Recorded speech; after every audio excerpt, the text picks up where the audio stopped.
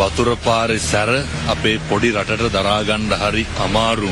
වෙනද මේ වෙලාවට ඉඳගෙන ප්‍රවෘත්ති බලපු මිනිස්සු අද අනුන් දීපු බත් එකක් කාලා යන්නේ කොහාටද කියලා කල්පනා කරන මට්ටමට වැටිලා මගේ රට ගොඩනගන්න එකතු වෙන්න. අකම්පිතව ජීවත් වෙන්න හෙල්ලෙන්න. මේ වතුර පාරේ සැර අපේ පොඩි රටට දරා ගන්න හරි අමාරු වුණා. මේක ලොකු ඛේදවාචකයක්. මේකේ මේ ව්‍යසනයේ සම්පත්තියක් කරගෙන නැගිටින එක තමයි අපේ අරමුණ වෙන්න ඕන. භෞතික දේවල් අපි හිතනවට වඩා මිනිස්සුන්ට නැති වුණා. ඛේදවාචකයේ කොච්චරද කියනවා නම් අදටත් මිනිස්සු ඉන්න ඉස්කෝලවල පන්සල්වල වෙනද මේ වෙලාවට ඉඳගෙන ප්‍රවෘත්ති බලපු මිනිස්සු අද අනුන් දීපු බත් එකක් කාලා යන්නේ කොහාටද කියලා කල්පනා කරන මට්ටමට වැටිලා ඉන්නේ.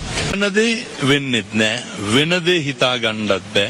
නේ අචින්තිතම්පි භවති චින්තිතම්පි විනස්සති. අකම්පිතව ජීවත් වෙන්න හෙල්ලෙන්න එපා.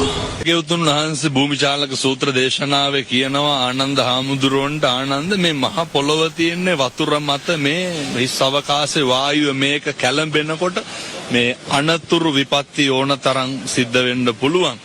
අපි උපක්‍රමශීලී වෙලා ඉන්න ඕනේ. පළවෙනි අවවාදය මේක බෙදිලා කරන්න බෑ.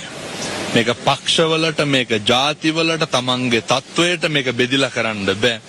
අපි යුද්ධෙන් බැට කෑවා, සුනාමියෙන් බැට කෑවා, පාස්කුවෙන් බැට කෑවා, කොවිඩ් එකෙන් බැට කෑවා. අපි හැම එකක්ම සතියෙන් දෙකෙන් අමතක කරා. මම මේ ලෝකෙම මිනිස්සුන්ට කියනවා ලාංකිකයන්ට අත දෙන්න උදව් කරන්න. ලංකාවේ සත්පුරුෂ තරුණ මහත්තුරුන්ට කියන්නේ මේක අමතක කරන්න එපා. මේක නේ සතියෙන් දෙකෙන් මේක අමතක වෙනවා.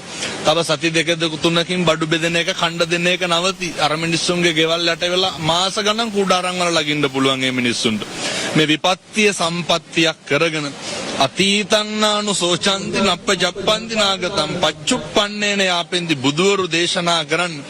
අතීතය ගැන දැන් ශෝක කරලා වැඩක් නැහැ. අනාගතය ගැන ලොකුවට ප්‍රතිරූප ගොඩනගලා වැඩකුත් නැහැ. මේ මොහොත තුල දැන් කරන්න ඕන දේ කරන්න. වීරියෙන් නැගී හිටෙන්න, සැලෙන්නේ නැතුව ඉන්න. ඊළඟ තප්පරය තුල ජීවිතේ ගොඩනගන්න, රට ගොඩනගන්න, මගේ රට ගොඩනගන්න කරන්න පුළුවන් දේ එකම දේ එකතු වෙන්න. සමගියමයි බලය.